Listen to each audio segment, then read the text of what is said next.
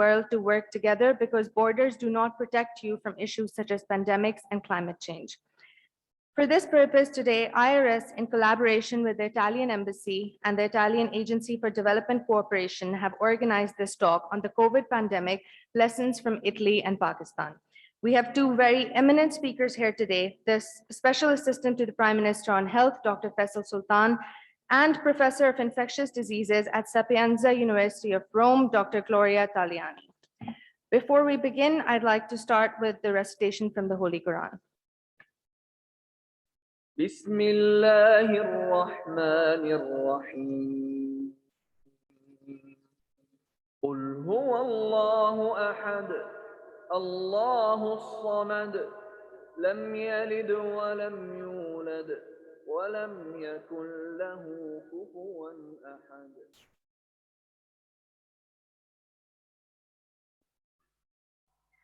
I would now like to invite the Italian ambassador to Pakistan to give his remarks to the audience.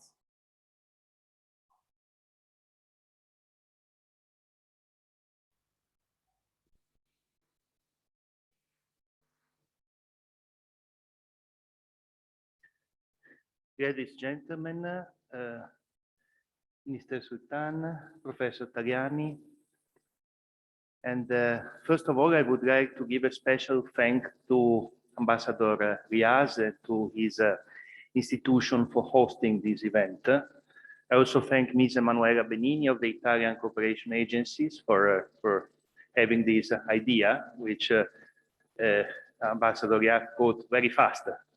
We thought it was a good idea. We talk about something which is still ongoing, so I think that more accurate conclusions will be drawn in the future. But I think it was a good opportunity to avail ourselves of the presence of Professor Taliani, which is an eminent professor in Italy, to have a first exchange of ideas of two models with different ways have guarantee the most effective, I think, a very effective response based on the contingencies and on the situation of the two countries. So, not being an academician or a technical expert, I can only say that the institution can create the environment where a good technical exchange can take place. And since Italy and Pakistan are far, but also share a lot of vision, a lot of values, a lot of and a great traditional friendship, I think it will be a very interesting event. The more, again, thanks to everybody for attending and for the organizers especially. Let's open the works.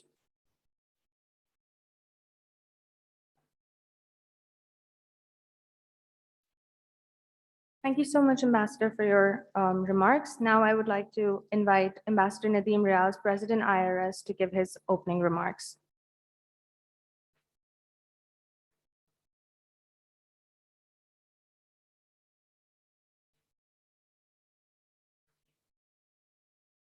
Bismillah Rahman Rahim.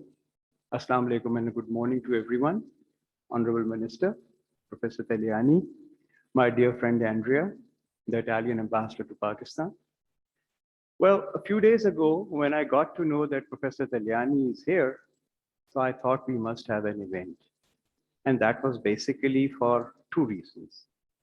The first reason was that during my 4.5-year stay in Italy as ambassador, I worked on a number of collaborations between Pakistani universities and institutions and between Italian universities and other organizations. I was also responsible for increasing the number of Pakistani students studying in Italy, and right now we have over 2,500 students studying all over Italy in various institutions. You would also be pleased to know that the Institute of Regional Studies has active collaboration with 2 Italian universities and with 1 Italian think tank with whom we participate on a regular basis in events. Professor Taliani introduces herself as being from La Sapienza University, but she worked and is still working in infectious diseases department of the Policlinico. And I have a special association with that particular outfit because I have been a patient there and I was monitored there for my leukemia for 4.5 years while I was there after my initial treatment and a bone marrow transplant in Paris at one of the premier institutions. So I know what the Institute of Infectious Diseases does. I know the level of health facilities in Italy. I know how technologically advanced they are. I was one of the few lucky people, I say lucky, Andrea, sorry for that, because I left just before the pandemic really hit Italy. I ended my assignment and I came to Pakistan. And it was only after that that things became bad in Italy. But due to the resilience of the Italian system, due to the work done by the professionals, Italy was able to bounce back from the pandemic, which really hit the Italian society very badly. We in Pakistan faced the pandemic and we are still facing it. And I think the most important thing is that we have to be vigilant. We have to exercise all the caution which is required because it is something which, in my humble opinion, is not going to go away. It keeps on coming back in various variants. We could have had a very large event, but we did not because we had to follow strict COVID protocol. So a lot of our listeners are online. And my request to all the audience would be that please follow the instructions which are given by the NCOC. Please follow the instructions which are given by your doctors, because this is something we have to fight. And we can only fight it not only with our families, collectively, but all countries of the world have to fight it together. Because infectious diseases, pandemics, they do not have any international boundaries. They go across boundaries. Today, we have two very distinguished panelists, and I will not take much of your time, and they will make their statements, but I think what we'll really learn from them is from their experiences and from their advice. Thank you very much for being here. Thank you very much, Minister, for being here. Thank you very much, Dr. Taliani. It's really a pleasure dealing with you again. Thank you very much.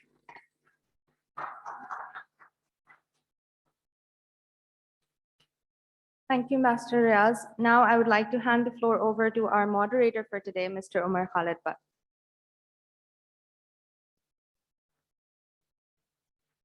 Thank you, ladies and gentlemen. My name is Dr. Umar Khalid Butt, and I have the privilege of having two other doctors with me, Dr. FAISAL Sultan and Dr. GLORIA TALIANI, who I interviewed the day before yesterday for my channel. And of course, Excellency Andreas Ferrarese, who I've also interviewed last year. We had a pleasure talking to each other about Pakistan-Italy relations. Thank you very much, ladies and gentlemen, to be here on part of such an august gathering, because we are talking about a disease that has engulfed the entire world, including Pakistan. We've been lucky in Pakistan because, of course, not only has the response by the government been extremely vigilant and prompt, but also the majority of the public, leaving aside a certain percentage that does not believe in vaccinations, and I'd ask the question later to Dr. FAISAL Sultan as well. The majority have been following the standard operating procedures. A lot of people have been vaccinated. We know the percentages in Islamabad, that is one of the highest as far as the people who've been given both the jabs of the vaccines is concerned, and also, of course, as far as the following the standard operating procedures is concerned. And of course, I think it's almost 70%, Dr. FAISAL Sultan, of the people in Islamabad who've been given the first dose of COVID-19. A lot of question marks also are there as far as whether we need to be given the booster dose as well. Of course, a lot of studies are going on as we speak about this. But nevertheless, what is very important is not only that we need to be vigilant because of, as Ambassador Nadeem Riaz also said, that there are going to be variants now, and these variants are going to come and go. We've had the Delta and the Delta Plus. We're going to have the Mu variant that everybody is talking about, and there will be a lot of variants in the coming years as well. When I was interviewing Professor Gloria Taliani the day before yesterday, we talked about how long this COVID or this pandemic is supposed to remain across the world. And her response was more than 10 years, maybe 15 years, if I'm not wrong, Professor. The thing is that we will have to live with it. The whole generation will have to live with COVID-19. And this will be a part of our daily lives. And the most important thing, as has been enunciated time and again by Dr. FAISAL Sultan in all of his media encounters, and we've covered a lot of them over time, that we need to be extremely vigilant. We don't know who has COVID, who doesn't. And it is only with time that we will understand how to really take care of ourselves and our loved ones. It does not differentiate between classes or between age groups and between, of course, different races or genders, or who's in front of you and who's not. There's nobody, even if you've gotten the vaccine once or twice, is not we cannot really say with a surety or assurance that that person is not going to get COVID again. We've heard of so many cases who've had it. Of course, the symptoms are less severe. Nevertheless, we need to be extremely cautious, and we need to be also observant of what goes on around us. Well, if we could now request our chief guest for the day, if it's all right, is the time. All right, so I'll now introduce a person who, inshallah, if I get the opportunity, would love to interview in the coming days about COVID-19 as well. He is a Special Assistant to the Prime Minister on National Health Services Regulation and Coordinations since August of last year. He's also the Prime Minister's focal person on COVID-19. And of course, as we all know, a frontline warrior. We've heard him so many times talking about the SOPs, talking about the vaccinations, talking about the different procedures and the measures that have been taken by the government. Today, if I'm not wrong, the education institutions are also opening up, as Mr. Shafqat Mahmood has said. So of course, the people need to be extremely vigilant there as well, the students especially, and the teachers as well. Without further ado, because I'm taking a lot of time, Dr. FAISAL Sultan, ladies and gentlemen.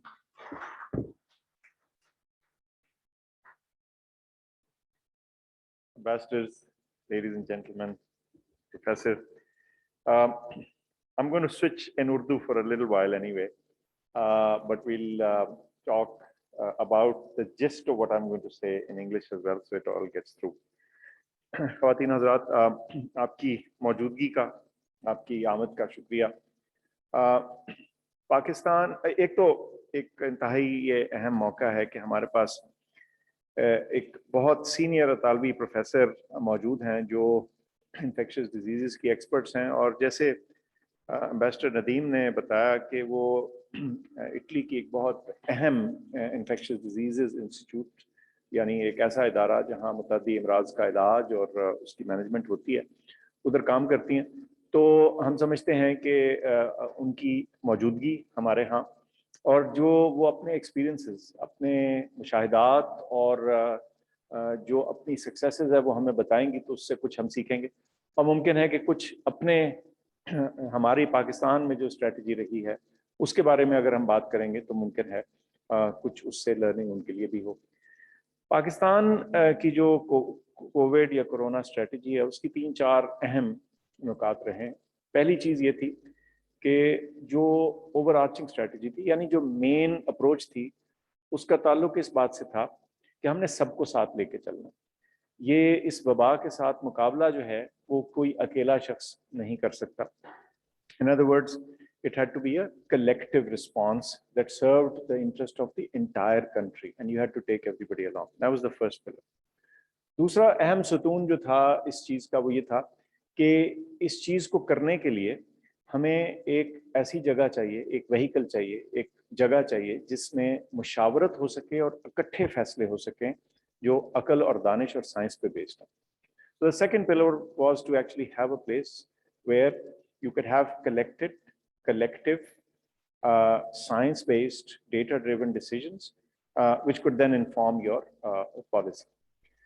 The third thing was to ensure that तीसरी जो अहम सतून था वो ये था कि इस सारी चीज में इसको करने के लिए जो अप्रोच थी, फैसला साजी तो एक कमरे में आप कर लें, लेकिन जो उसके साथ उसको इम्प्लीमेंटेशन की अप्रोच थी वो भी तमाम मुल्क में मौजूद हो, तमाम मुल्क से राब्ते में हो और एक नज़्म ज़ब्त और राब्ते के जरिए की जाए. So in other words, the next pillar was very important, which was that not only the decision making had to be central and connected with and data driven, but at the same time the response had to be coherent, coordinated, and essentially an all of the country approach to the problem. So these were some of the important pillars that defined then the further actions and goals that were driven. अच्छा, इसमें एक वक्त और दौर था जबकि जो test थे, जो बीमारी की मौजूदगी थी, उसकी डिटेक्शन थी, उसके लिए लैब्स हों, वो कनेक्टेड हों, आपको रोजाना की बेसिस पर, डेली बेसिस पर एक्यूरेट एपिडेमियोलॉजी यानी अदाद शुमार रोजाना आपको मिले और वो मुस्तनद भी हों. इस सारे सिस्टम को बिल्ड करने की जरूरत पड़ी क्योंकि 18वीं तरमीम के बाद बहुत से हेल्थ के मामला जो हैं वो डिवॉल्व हो चुके हैं. फिर आपने अपने हेल्थ सिस्टम को अपग्रेड करना था और तैयार करना था, चाहे मास्क थे, प्रोटेक्टिव इक्विपमेंट था. आपको याद होगा एक वक्त पे उस चीज का बहुत शोर था. हेल्थ सिस्टम के अंदर oxygen, staff, ventilators, beds, training, उनकी आपस की कोऑर्डिनेशन, ये वो तमाम चीजें थी जिनकी तैयारी करनी थी. और आपको ये अंदाजा होगा कि 66% इंक्रीज था ऑक्सीजन की कैपेसिटी में जब हमने पहली वेव गुजारी. इसी तरह बेड्स के अंदर हजारों बेड सिस्टम के अंदर ऐड किया गया. डॉक्टर्स, नर्सेज, बाकी टेक्निकल स्टाफ को ट्रेन और तैयार किया गया. फिर जो उसके अलावा अहम चीजें थी वो ये थी कि इस बीमारी और वबा के दौरान जो आपने इंटरवेंशंस करनी थी, जिनको NPIs बोलते हैं, उनको आपने ऐसा बनाना था जो डुएबल हों, लेकिन उसके दौरान और वो बैलेंस्ड हों, वो बीमारी को भी रोकें लेकिन वो इतनी टेलर्ड हों, इतनी नुआंस्ड हों, इतनी टारगेटेड हों, उनका ऐसा तरीकाकार हो कि वो सारे मुआशरे का गला ना घोंट दें, बल्कि मुआशरे की जो जिंदगी है और मुआशी और मुआशरती जिंदगी जो है वो चलती रहे लेकिन बीमारी का रुकावट हो. अब इसके अंदर वो स्मार्ट लॉकडाउन्स और टारगेटेड लॉकडाउन्स और कैलिब्रेटेड अप्रोच जो थी वो शामिल थी. फिर मरहला आया लोगों की मदद करने का. सो एहसास प्रोग्राम के जरिए वो माशरे के हिस्से जो सबसे ज़्यादा इम्पैक्टेड थे उनको कैश डिस्बर्समेंट्स दी गई. फिर वैक्सीन का मरहला आया और वैक्सीन में बहुत अहम था. जहां आपने 220 मिलियन लोगों का मुल्क या 225 मिलियन लोगों के मुल्क में वैक्सीन करनी है, so vaccination in a country of 225 million people meant that it had to be based on hard data, it had to be documented well, it had to have the kind of coordination and reach and build up of the vaccination system which did not exist before. हमारे यहाँ जो vaccines लग रही थी that were conventionally बच्चों के लिए vaccines थी. The vaccine system was geared for children. To actually retool and re-gear it for adult vaccination was another challenge. तो इसमें भी हमने फायदा उठाया अपनी नादरा का, हमने फायदा उठाया इंफॉर्मेशन टेक्नोलॉजी का और फायदा उठाया इस कलेक्टिव डिसीजन मेकिंग का जिसके जरिए ये रीच हो सकती थी. तो आज हम इस मौके पे बैठे हैं कि हम बता सकते हैं, आप अपना CNIC दें तो मैं आपको बता सकता हूं कि आपको वैक्सीन लगी, 1 लगी, 2 लगी. और फिर हम उसके साथ जो दीगर डेटा और एनालिसिस है वैक्सीन ब्रेक थ्रूज के और दूसरे, वो भी करने आसान हुआ. ये एक बड़ा 5 मिनट का एक तेजी से फास्ट फॉरवर्ड किस्म का समरी थी, एक जायजा था जो कि हमारी वैक्सीन स्ट्रेटजी, हमारी कोविड स्ट्रेटजी जो थी, जो इसके बारे में मैंने बयान किया. मैं फिर माजरत चाहता हूँ कि बीच में अंग्रेजी और उर्दू में बात करता रहा क्योंकि हमारे गेस्ट जो हैं उनको उर्दू नहीं आती और ज़रूरी था कि कुछ उसके जो की मामलात हैं हमारे स्ट्रेटजी के वो उनको बताया जाए. Again, I do apologize. I've had to switch between Urdu and English because we have the media there, and I want our words to get out to the public as well, and for a reminder of what the key components of our strategy have been and how we've actually put it into action, all the way from data collection and preparation of the health system and oxygen capabilities and capacities, to coordination, to smart, sensible, data-driven NPIs that were balanced and sustainable, and then a vaccine strategy that is truly equitable, fair, and across the country, and actually serves a very large country, which actually faced difficulties in the beginning in terms of procurement, because COVAX was slow to pick up at the beginning. Now, of course, we have a much better situation. So overall, I think I found myself as an infectious diseases physician, as a clinical infectious diseases physician. Like you, most infectious disease physicians like us have an epidemiologic interest by definition. And so I found myself in this very strange position of being in the center of the storm, in the eye of the storm, in a big storm, which God knows will last how long, as you were saying. To be able to help and inform the national decision-making in making decisions that were scientifically correct, yet were rooted in reality and were sustainable. And so it's been a privilege, an absolute privilege, I would say. This is something that one must be thankful for, having the opportunity to contribute. So here I am talking to all of you smart and wise people to share our experiences. And we hope that we will be able to see the end of this. People keep asking me as well, just like you. And depending on the mood and flavor of data that I have seen, my decisions get affected by that. So I will not make my prediction. We have you here to make all the important predictions on the COVID pandemic. But for all the predictions, one must also look at the history of this, the science of this, the biology of this, how and where variants arise, where do they get stabilized, and how vaccines in fact get into impacting this. So again, I'm very grateful to Ambassador Nadeem, to you, to our Italian colleagues, and Excellency the Ambassador, as well as our professional colleagues, for being here and to helping us getting an insight into the Italian COVID strategy, as well as any novel ideas that we would hear. Thank you very much.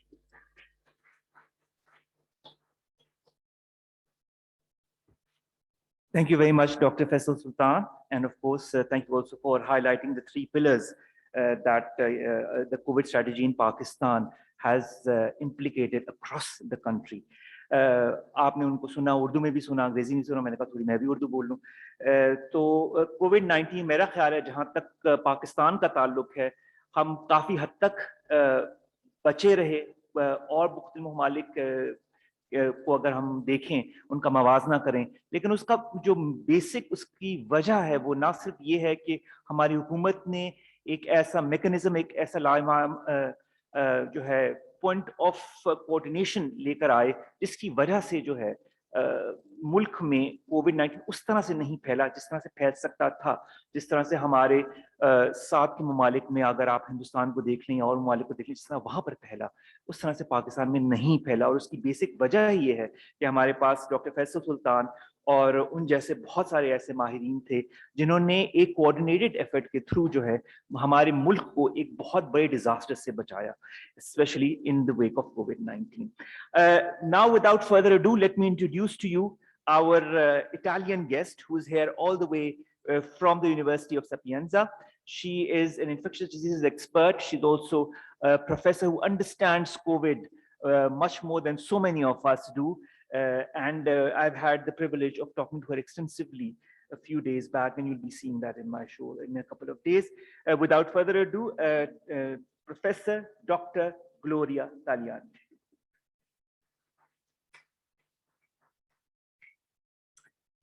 Good morning to everyone. I have to admit that very much honored and happy to be here. I thank the Italian ambassador for being here. I thank Ambassador Riaz for inviting me. And I'm most grateful to the Minister of Health for being with us and sharing our experiences I have prepared some slides, not just to tell you the story of COVID, because it's not necessary. All of us know it very well, unfortunately, but just to share with you our experience. And just to start, I would like to say that I'm a professor of infectious diseases, but also I worked in at the very beginning of the pandemic, in the very core of the disease in Italy, as a member of the Italian civil protection, the task force of the Italian civil protection against COVID-19. So I was in first line against this awful virus. The experience was very hard. And I just want to remember you how a few days to mention this. The 31st of December 1990 of the first case of COVID-19 by one. In 10 January, the new virus was already recognized and identified and sequenced. And then on the 20th, 10 days later, the virus was known to be transmissible by person-to-person transmission, which is something that was unexpected in a coronavirus, not well expected. On January 23, one began the first lockdown. 60 million people were locked down. This is the first extraordinary decision in the history of humanity. A few days later, the first Italian cases, and a few days later, on Italian government decided to start the lockdown without any issue to how to cope and to control the spreading of the infection. And then in March 11, WHO declared the pandemic state. But what is most astonishing is that few days, less than 1 week later, the first vaccine trials were started. Something never happened in the history of human beings. In June, the first drug that was really found to be effective in spite of all our efforts to find something useful was dexamethasone, an old drug that was shown to reduce mortality in patients who were in need of oxygen supplementation. At the end of October, the second terrible wide wave of coronavirus started in Europe, and at the half of December, 14 December, the first COVID vaccine was approved officially by WHO and FDA. So these are the milestones of this terrible disease. And these are the numbers up to date. 2025 million cases confirmed worldwide, 4,600,000 deaths all over the world. And as of September 13, 5.5 billion vaccine doses have been administered to people all over the world. These are striking numbers. We never faced it before in our experience. And this is the Italian experience. You know, we had 4 waves. The first one that really shocked us, because we were the first Western country severely hit by this coronavirus, and seemed to us an extremely alarming condition, compared to the second wave, was something really small, but nevertheless, it shocked us, it scared us, it put in serious difficulties the hospitals, also because many doctors and nurses were affected, so they were not in charge anymore. So we had shortage of human power and shortage of hospital beds and shortage of ICU beds. The summer passed away without any complications apparently, but then the second terrible wave that, as for pandemic influenza, the second one was the worst, occurred. We had in Italy more than 40,000 new cases every day. We are 60 million, so it's a very high percentage. Then slowly it decreased, also because vaccination started by the end of December. And then the third wave that peaked in March and then again the slowly decrease up to the fourth and milder wave, apparently that culminated in the end of August and now is getting down and down. And this is the more detailed curve that we have examined after the introduction of the vaccine campaign in Italy. As you see, the fourth wave is smaller compared to the third and much, much smaller compared to the second one. Only 7,000 cases all over in the peak level, and only at the moment we are at less than 5,000 cases every day. These are the vaccination in relation, not maybe one at a time. Okay. But we started the vaccination of the population, and these are the numbers. At the moment, 40 million people are have been vaccinated, 37 of them at a double dose. The problem is that 2 million people have been vaccinated more than 6 months ago. And since we started a campaign that included the most vulnerable persons at the beginning, because we wanted to protect them mostly, and mostly we wanted to prevent the disease to become severe, as it surely happens in more vulnerable people. These vulnerable ones have been vaccinated more than 6 months ago. Myself, I have received my first dose in December the 27th, and then, but I'm not vulnerable, of course. But nevertheless, we have a concern regarding the strategy of dealing with these patients. It's interesting to know that the majority of all the people 80 years older or older have been vaccinated, and more than 92% received the second dose of vaccine, and the decrease in percentage of persons who have been reached by the full vaccination is not a problem at the moment. It's not of concern for us because they are the less vulnerable ones. But what I really want to point out is that there is a kind of resistance to being vaccinated, because it's under the eyes of everyone that people who have been vaccinated can be infected and can be severely also affected by the disease. But if you look at the slide, these are our numbers, and you see the pink columns, which are the fully vaccinated persons. Even among the oldest one, older than 80 years, you can see that the fully vaccinated person represents a small, tiny minority of the persons who have been infected, who have been admitted to hospitals, who are admitted in intensive care units, and who die.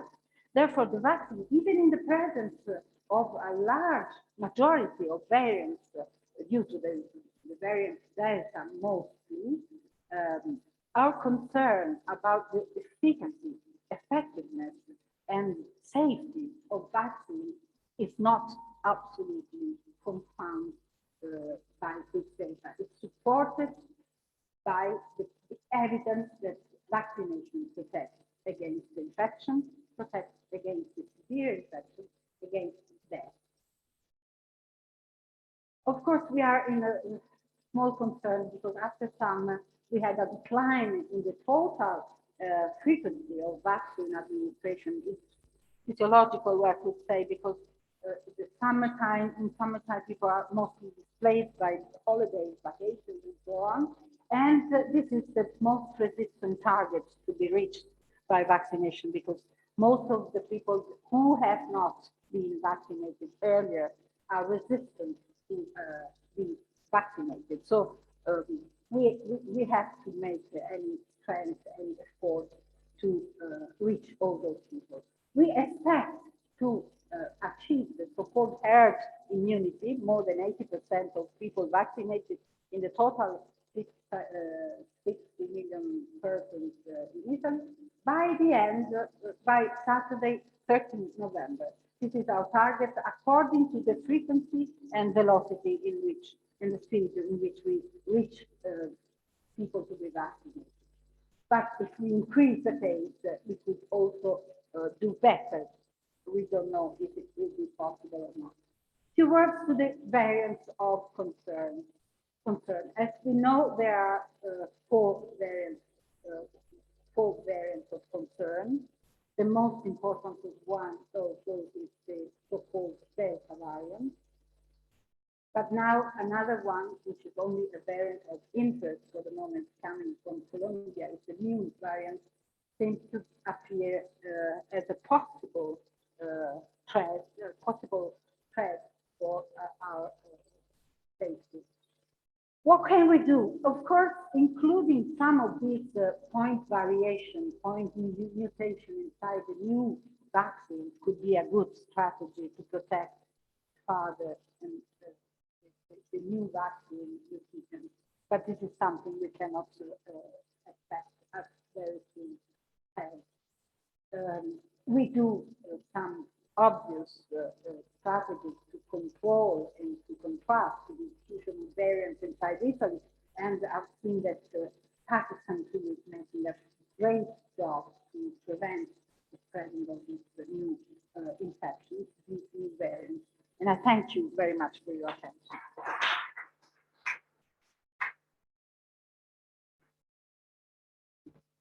Thank you very much, Dr. Gloria Taliani, Professor Dr. Gloria Taliani, to have given us the time and to have talked to us about the strategy that Italy, of course, put into place in order to not only vaccinate their public, but also to prevent the spread of COVID-19, and of course, to have talked about the different variants as well. Now, I'd like to invite the President of Institute of Regional Studies, Ambassador Nadeem, on stage to present some token of thanks to the participants.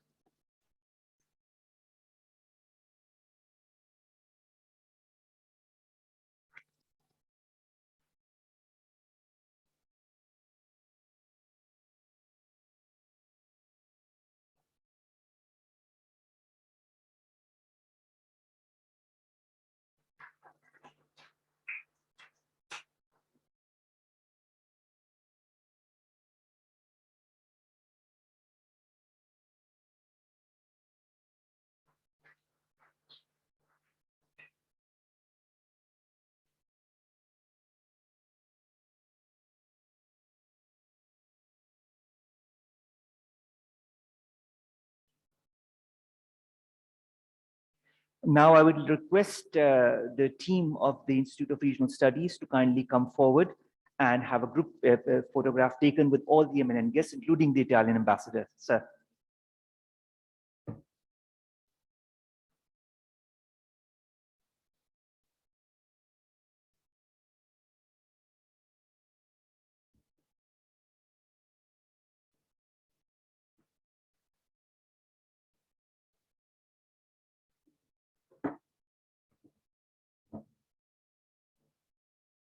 Okay.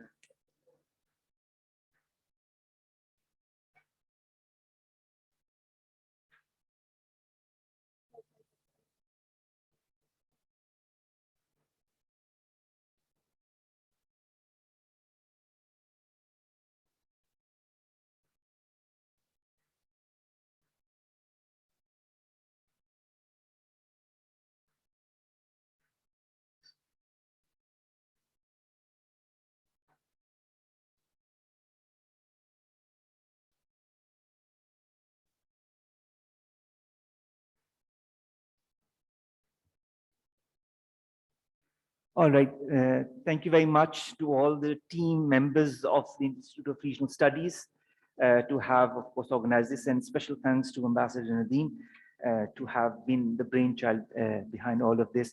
And of course, you talked about your personal experience as well, as far as infectious disease is concerned. And let's come to COVID-19. We've got our two eminent speakers here who are present there, who've shared their experiences. And I kind of noted a couple of points. I'd like to begin with Dr. FAISAL Sultan.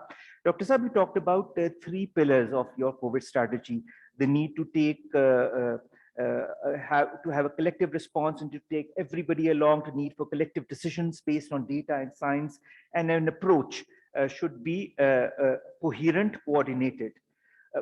How much of that were you able to apply to all the different cities and provinces of Pakistan, keeping in view the 18th Amendment that you also talked about?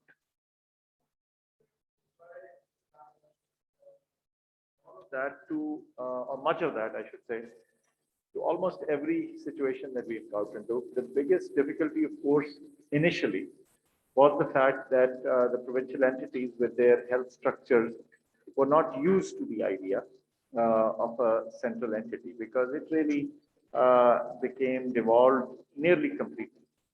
And so to claw back some of that, I don't want to use the word authority, but to claw back some of that coherence, of that coordination, required a little effort.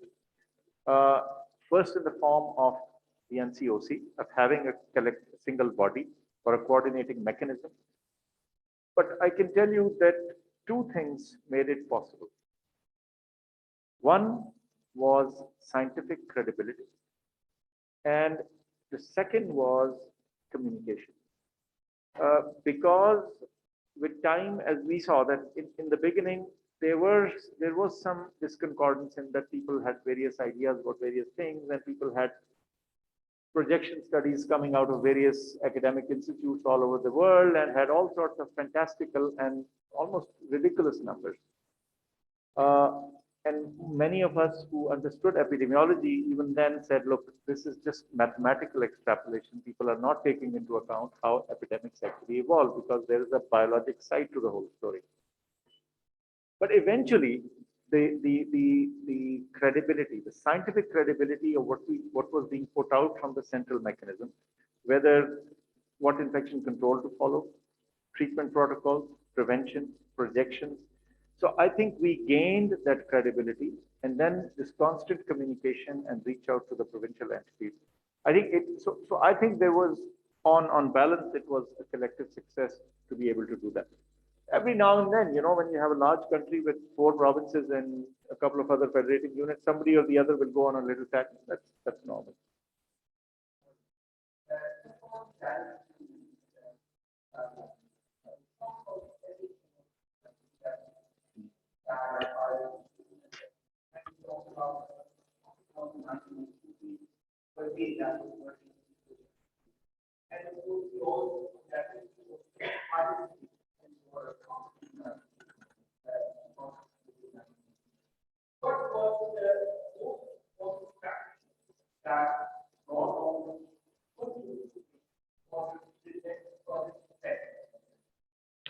Well, of course, education first, because as the minister said, you have to educate people to have their own control of themselves.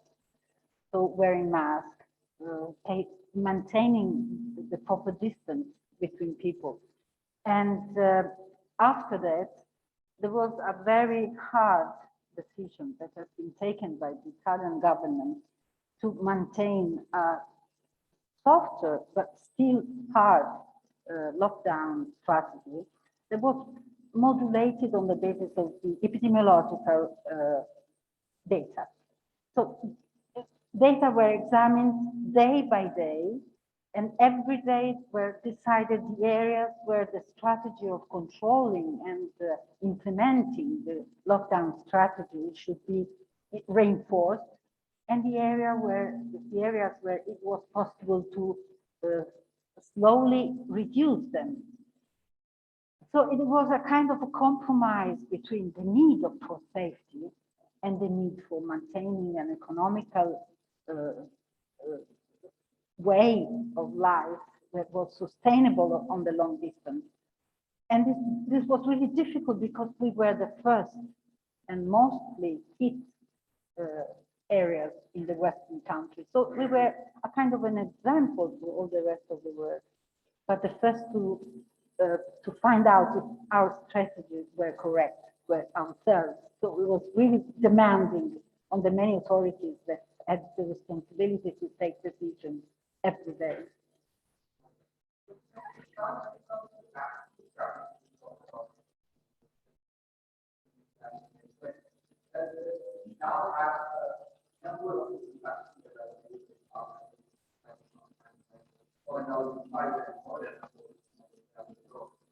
Why is it not as much of a response from the public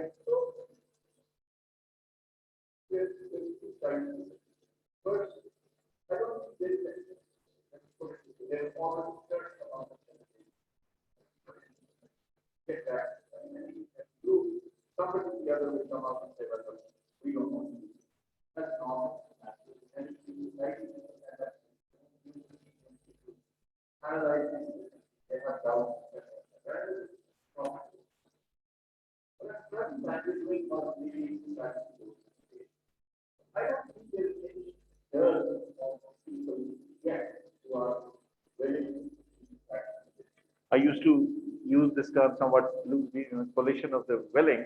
So the fact is that so long as we have tens of millions of people who are actually willing to be vaccinated, the vaccination will continue unabated. That does not mean that at some point or the other, you will not have a plateau to the curve. The curve is always sigmoidal. You have a little beginning, a little hiccup in the beginning, then things pick up, and then eventually when you reach about 60–70% of the population, you start to have a slowdown for sure. So what needs to be done is continuous education, number one, debunking of all sorts of nonsensical theories, number two, and number three, a continued supply of these vaccines. Now you have a country of 225 million people spread across cities and then smaller places and so on.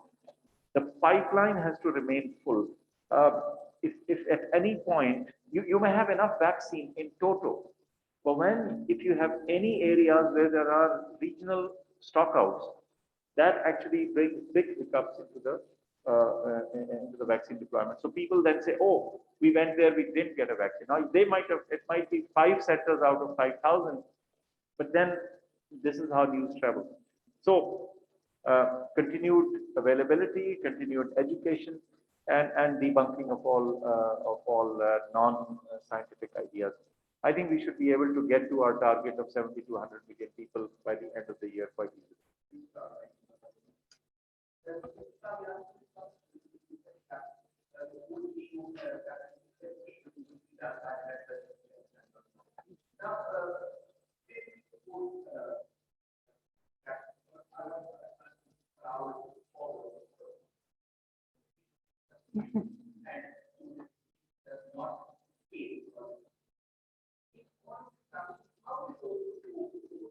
Theories on WhatsApp that are transmitted, or all those theories on the internet that talk about it can be transmitted through one mechanism or the other mechanism.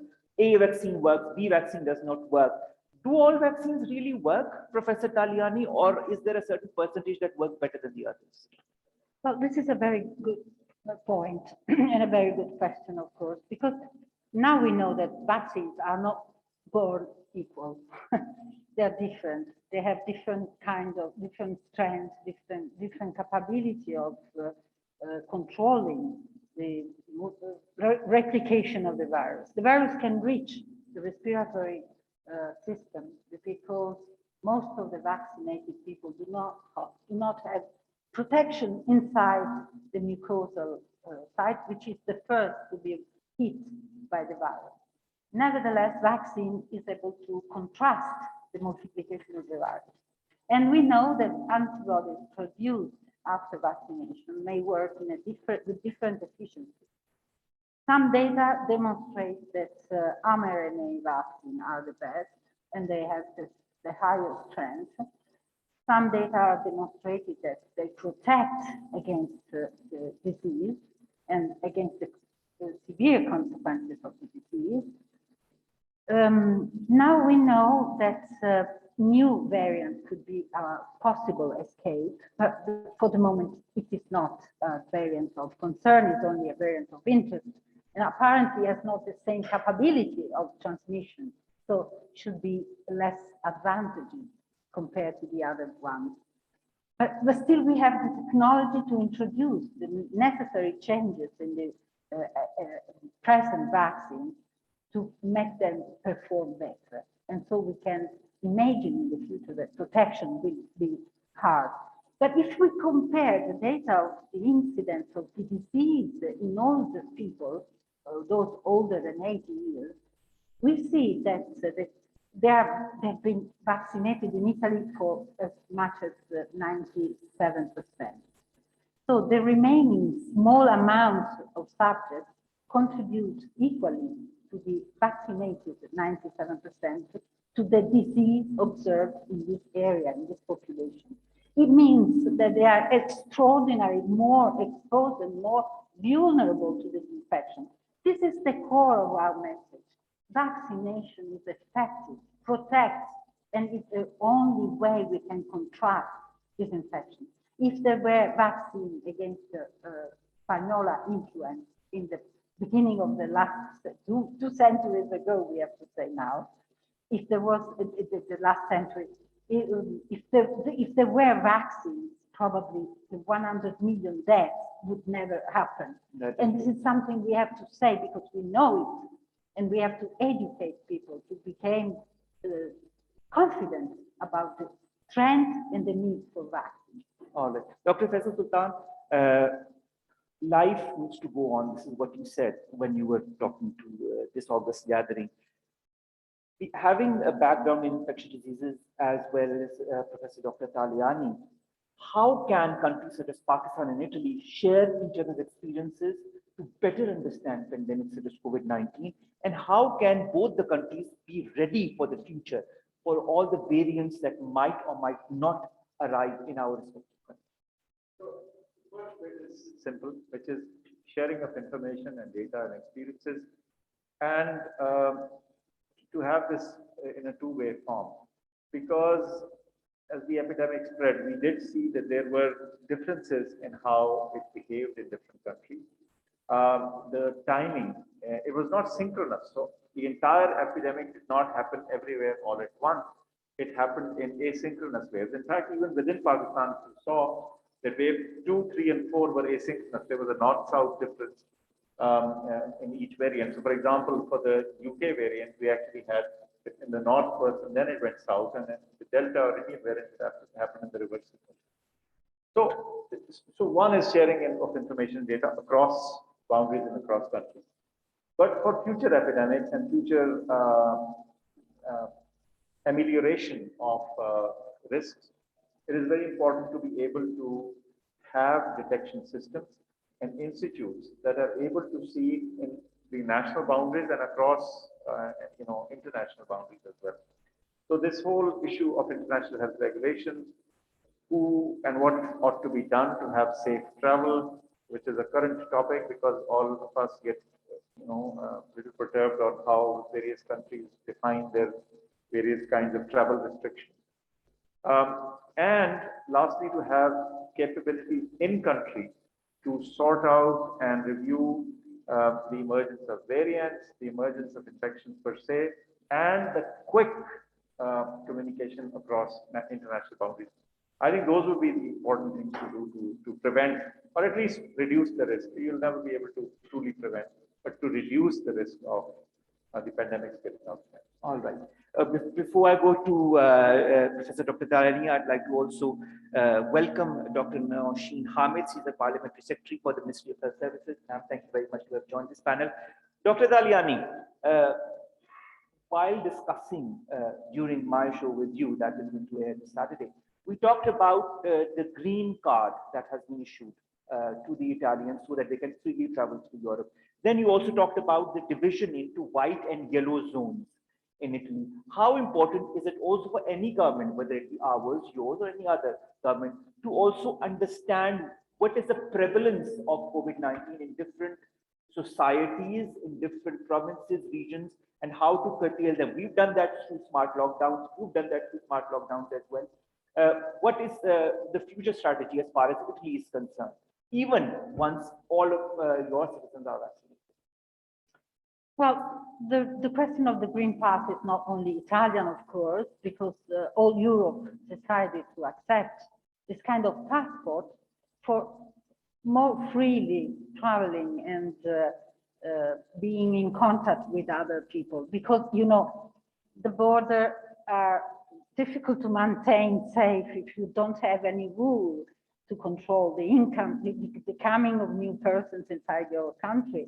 And the only way is to be sure that those people who are traveling and visiting your country are really free of infection. This probability is higher if they received vaccine in the past, and for the previous 9 months at the moment, vaccination maintains its persistence in protection for sure for at least 9 months. So there is a debate because it was considered to be a kind of selection, pre-selection of human beings according to the vaccine state. But we have license to drive. Why we shouldn't have license to do anything else in case of possible infection, possible agent of transmission of infection. So we are identified under many respects in our social life. Why not according to vaccine schedules? The second point concerning the need for an epidemiological clear awareness of the circulation of the virus. You should imagine a bottle of water in which you put some small balls and you watch how many balls are running in this bottle of water. The many are they, the more probable is that they are in contact to each other. And if the bottle is full of empty and full balls, the most full balls are inside the bottle. The most probable is that they contaminate the others. This is exactly what happens for human beings. We are in contact with each other. The most prevalent is the presence of the infected ones, and the most probable is the possibility to come across an infected person. So this has to regulate the way we behave in that particular country. And the lesson from our country was that the more accurate is the strategy of controlling inside that reduced area, the more effective it is to spare also economy, where there's no need for locking down severely the population.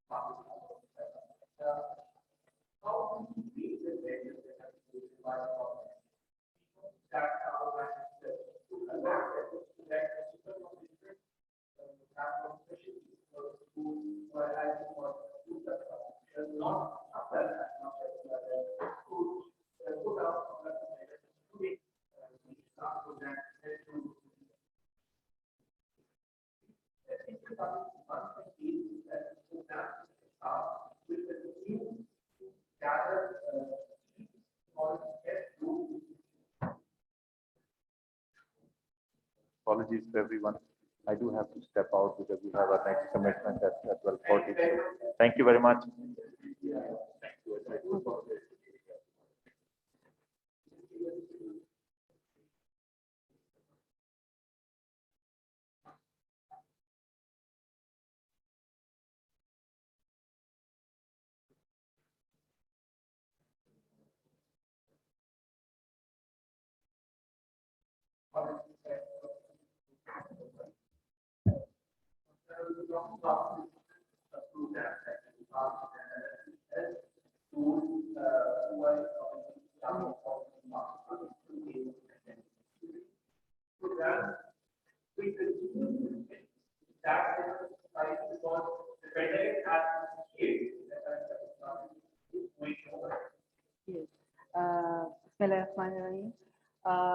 Obviously, Prime Minister's main focus was always on the lower section of the population. For the poor, all the policies were pro-poor. So in the wake of this pandemic, obviously, I think that population suffered the most. So it was a double challenge for us. At the same time, we have to control the pandemic. We have to take measures. We have to ramp up our hospitals and all the things, all the medical things. And at the same time, we have to protect this vulnerable population. So SR's program was already there. We were working on it, but when this pandemic came, we had to reshape it to include all those who were directly affected with these, especially the daily wages. Because of the lockdowns, the daily wages were the people who were most affected. And I think the program, which then it was tailored for them also, and extra stipends were given to the people who were directly affected, the daily wages, the people who didn't have anybody to earn for them. So obviously this program will continue because obviously this pandemic is here for some time.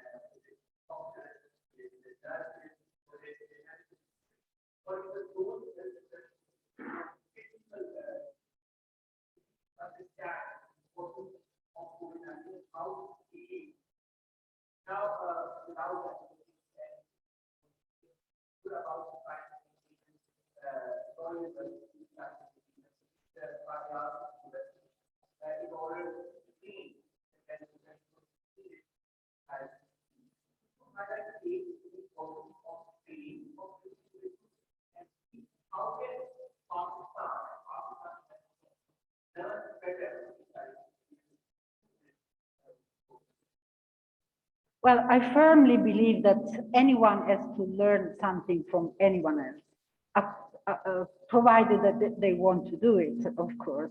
And anyone has something to teach to someone else, provided that they can transmit their experience.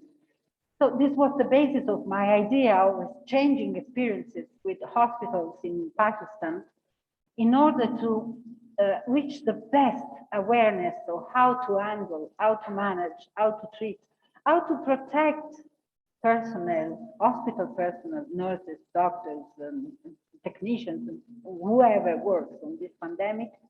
And not only in this pandemic, because the pandemic is the peak of the iceberg, it's the tip of the iceberg.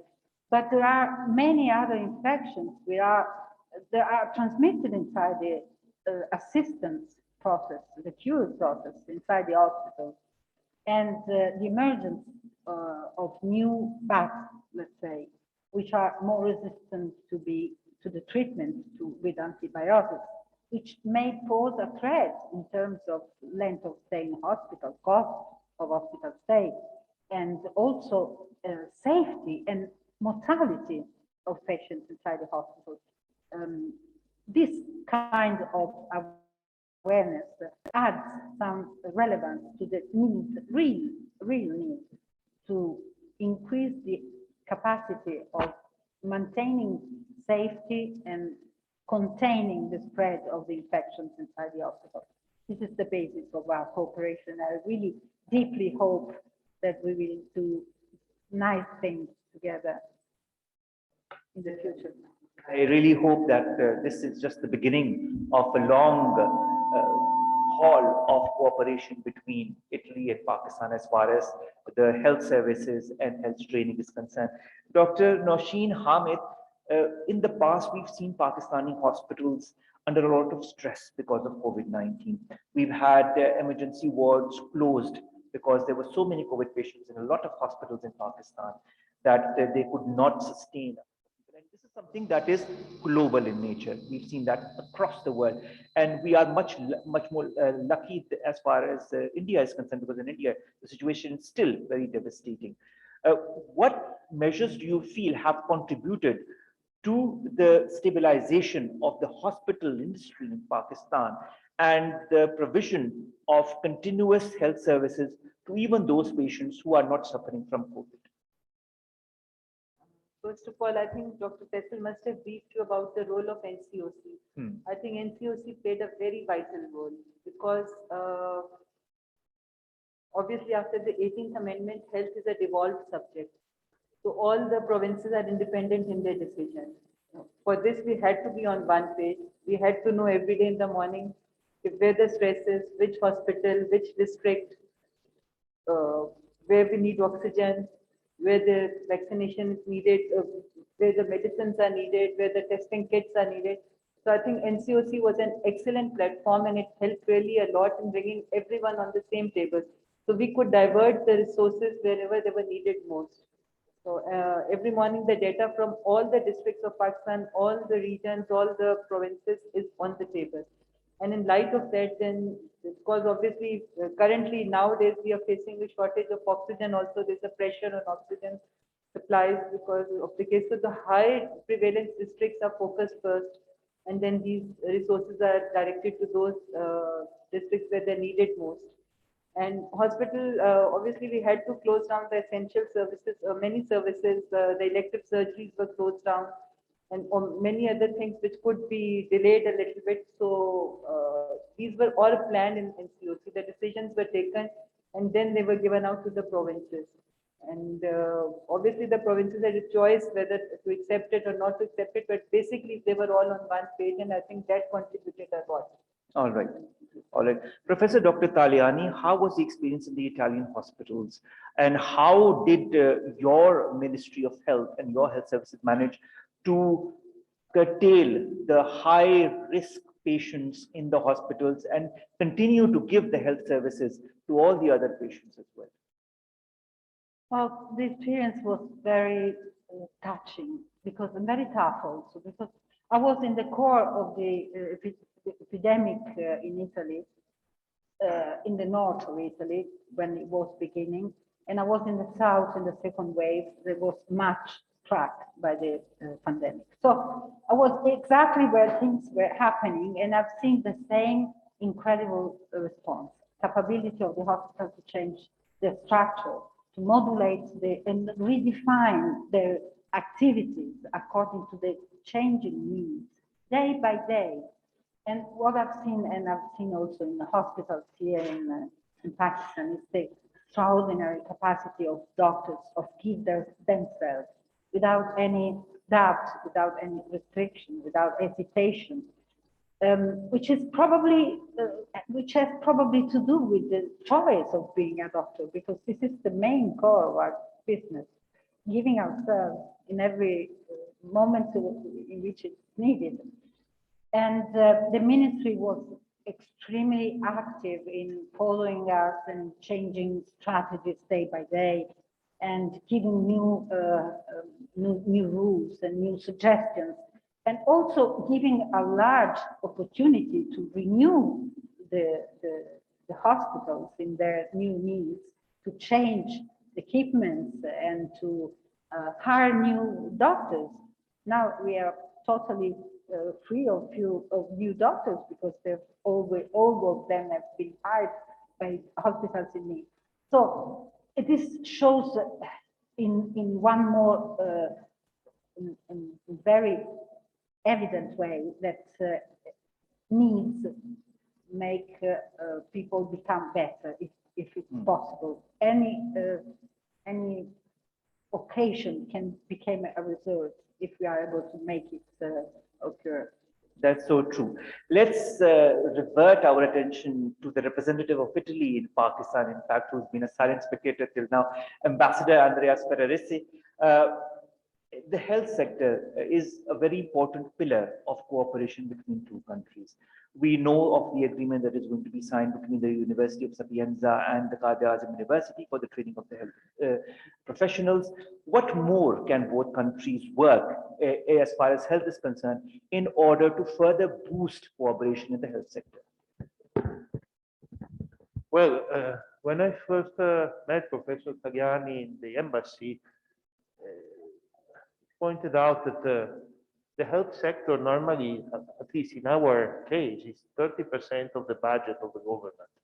So it's a huge amount of money, and it's a very, very relevant component of the social and economic life of a country. So it is natural that we can have a health sector diplomacy. And more with the circulation of people around the world, you need to have an exchange continuous. I'll give you a sample. We had children who were brought to a hospital in Milano, and nobody could understand what they had. It was something very painful, something. Then somebody had the idea to phone to a hospital in Cairo, And for them, it was something very easy to care. They give immediately the recipe. So with a global circulation, sometimes somewhere in the world knows the solution to your problem. So the purpose of health diplomacy is to create networking. Networking so that you can find the right person around the world to solve your problem. Technology allows this. Now we have also, we promoted in Italy the first cases of telemedicine about 20 years ago. So now the instruments are much more advanced. And the role of the governments of diplomacy is to create this networking. So I'm very glad of this agreement that Professor Taliani is here to sign. But where especially we have a scientific attaché, which is a new figure in diplomacy. The idea of to create autonomous networking that can but the government have a role to trigger this, to promote this. So that's why we will try to make our part in Pakistan. All right.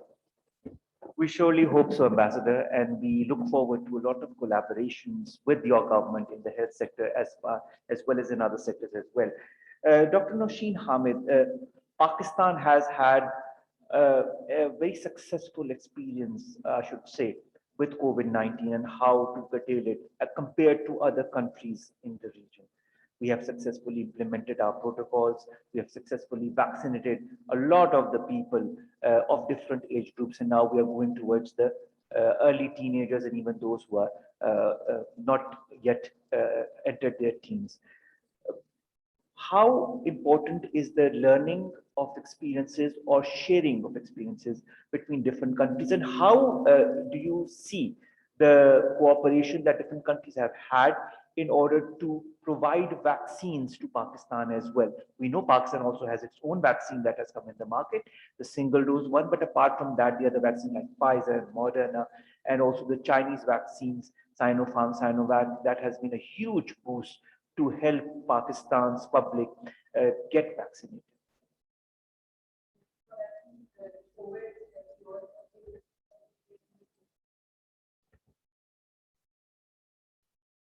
Every day we are learning.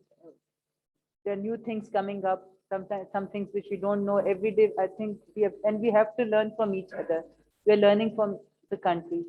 I think for this, Pakistan signed up with the COVAX facility in the very initial days. It was amongst the very first countries who signed up with the COVAX initiative. And as we all know, COVAX, they are going to provide 20% population to all the member countries.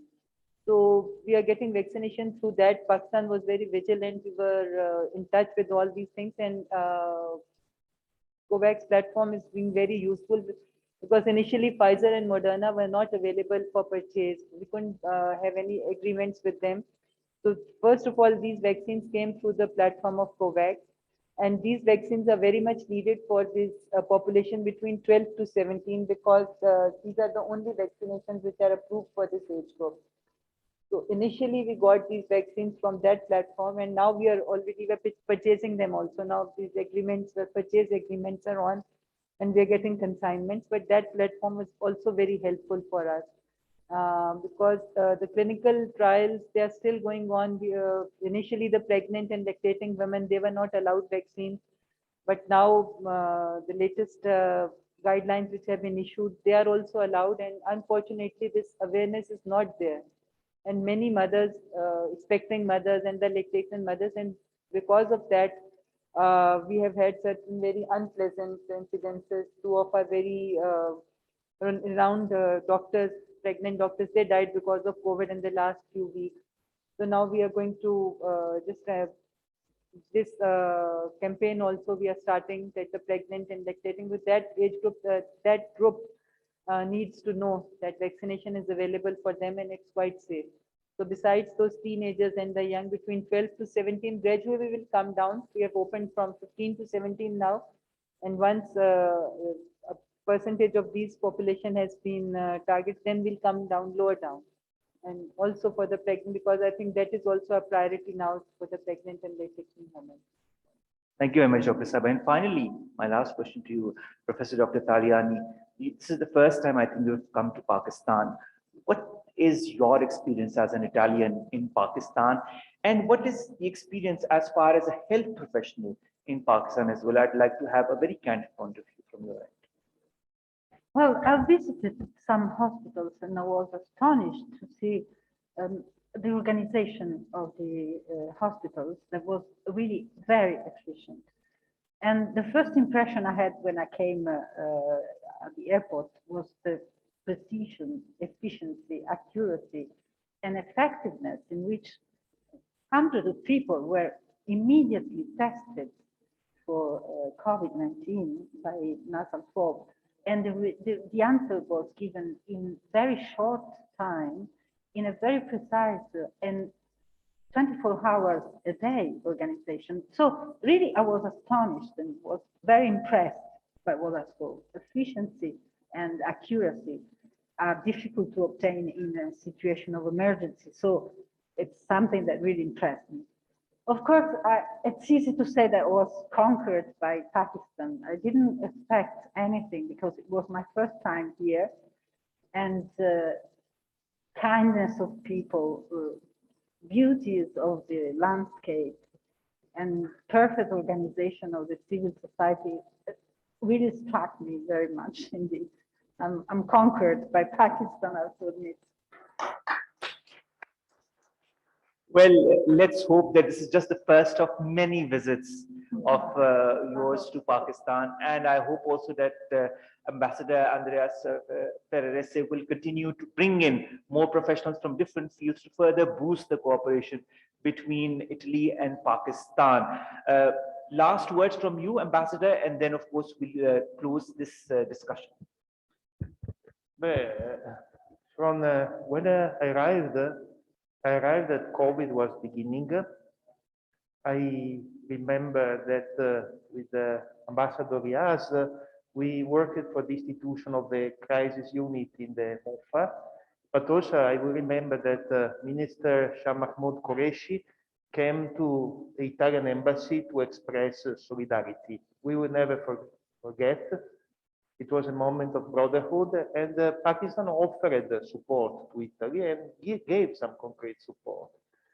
So these are things that remain because you see the real friends in the moments of difficulty. Pakistan was a real friend in that moment, and Italy will always remember. Thank you.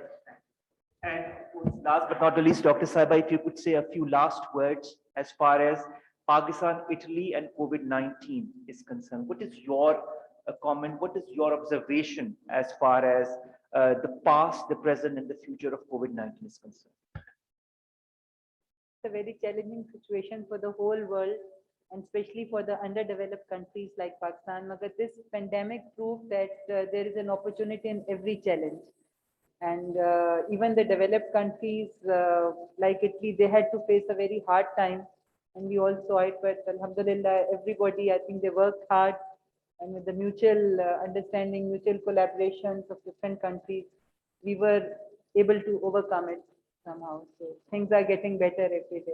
Thank you. Inshallah, and we hope that things get better and we achieve a global immunity against this pandemic and also follow the standard operating procedures to further prevent more people from getting this disease. Thank you very much, Professor Dr. Gloria Taliani. Thank you very much, Dr. Noshin Hamid Saibat. Thank you very much, Excellency Andreas Ferrarese. Thank you very much, Ambassador Nadeem Saab, to have organized this auspicious gathering of people to talk about COVID-19, to talk about the Pakistan-Italian experience and cooperation in the field of health. And also thank you very much to Dr. Faisal Sultan, who's not here with us because he had to go to another engagement, but of course to have talked about the three-pronged strategy that Pakistan has put into place in order to combat COVID-19. COVID-19 is something that we will have to deal with in the next decade or maybe even further than that. What we need to do collectively as a nation, this is what my message will go across to all of you, is not only to get yourselves vaccinated, and I think time will come when even the newborns will be vaccinated, and I think the new strategy will come out about that in the next year or so. but also to follow the standard operating procedures. Who you are, wherever you are, follow the SOPs, keep wearing your mask in crowded places, keep getting the distance when you are in crowded places, avoid extremely crowded places. Of course, keep washing your hands with soap or with sanitizer, whatever you have on hand. This is the only message that comes across, because when we follow the SOPs, when we get vaccinated, we become at least COVID-free for the time being and prevent not only ourselves, but others around us from getting this disease. Follow the precautions, be helpful not only to yourself, but also to those around you. That is how we'll make our country, our nation, and the world a stronger place, a better place to live in. Thank you very much. Allah Hafiz, ladies and gentlemen. And of course, now I'd like to invite Humaira to continue with the last part. I think there are some mementos that have to be given to our eminent guests.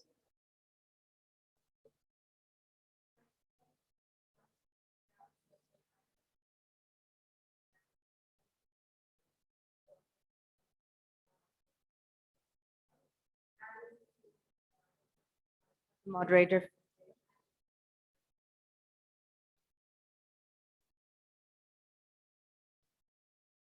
It's a pleasure to meet you.